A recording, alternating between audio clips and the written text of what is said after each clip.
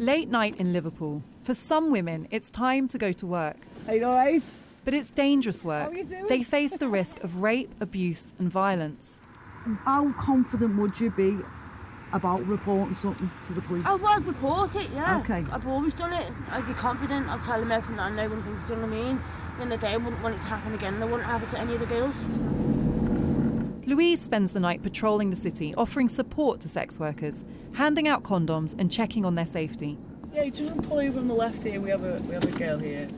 Busy? One? How long you been here? Yeah, no, every day is here to business. Oh, It's safer here though. Yeah, every day, no here me.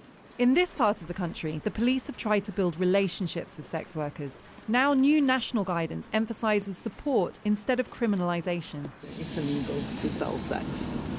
So it's around sort of using a bit of common sense and, you know, a bit of discretion.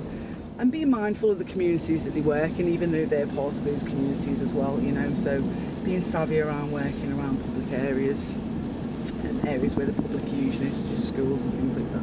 It's past 1 a.m. in Liverpool and it's cold and it's wet, and yet we've seen almost a dozen women out here selling sex on the street. And it's clear from talking to them that they face real and serious dangers. But it's also clear that fear of the police isn't one of them. It feels like prostitution is tolerated here. It's a long way from these scenes in London in 2013. The new guidance warns police that brothel raids create mistrust. It's a change of direction welcomed by sex worker Charlotte Rose. We're all vulnerable because of what the government has been doing to us, penalising us, criminalising what we're doing, you know, rather than allowing us the safety at work, which we should be entitled to, like any other human being. We're not. We're deemed as the lowest of the low. I may be an indoor worker, but I still face just as many dangers as somebody who does on the streets. The problem is people on the streets are penalised more because of bad laws. Do you want an alarm?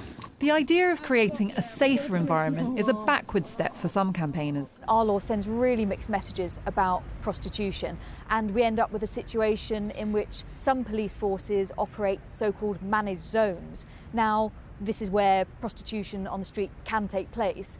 Now, the job of the police is not to manage sexual exploitation, it's to end it. The legality of prostitution may be a deeply polarising issue, but wherever you stand, the continuing demand is undeniable. Afua Hirsch, Sky News.